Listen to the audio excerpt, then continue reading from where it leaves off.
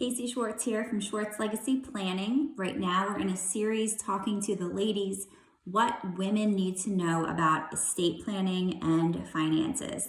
So today we're on solution number 2, which is get a will and or a trust in place. So what is a will and what is a trust? If something happened to you and you passed away, all of your assets would have to go through a court process called probate.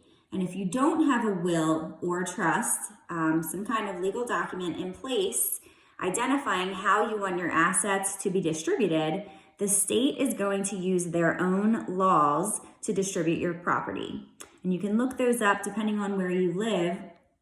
Oftentimes, if you are married and you have children, half of your assets would go to your spouse and half would be set aside and preserved for your children.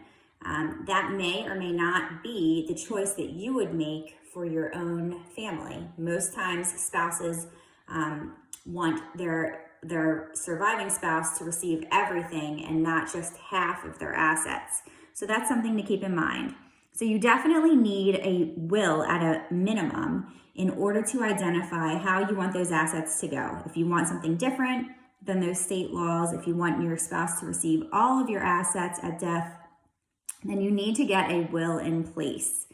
If you want more protection, you can get a trust. And what a trust does is it keeps your assets out of the probate process, where your assets would be locked up for about a year. The process is entirely public, and no one can use your assets. Now, a trust is also helpful in an incapacity situation because it prevents your financial agents from needing court permission to manage your finances. So when you have a trust in place and you become incapacitated, your successor trustees, which are people that you name to become trustee after something happens to you, they can just step into place under the terms of the trust and continue to manage your assets. They don't have to go to court and seek to become a conservator over your estate, where the court is managing, and it can become costly and just you really avail yourself to the court process.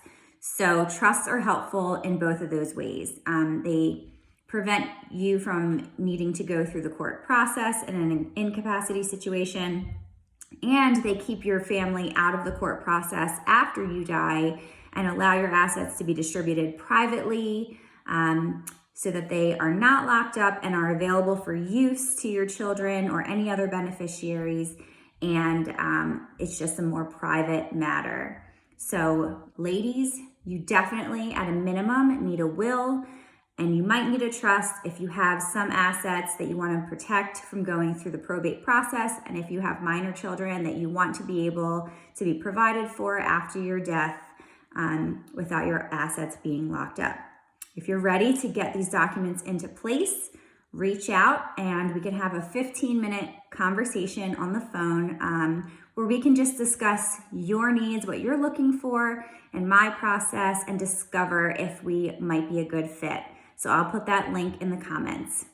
Stay tuned.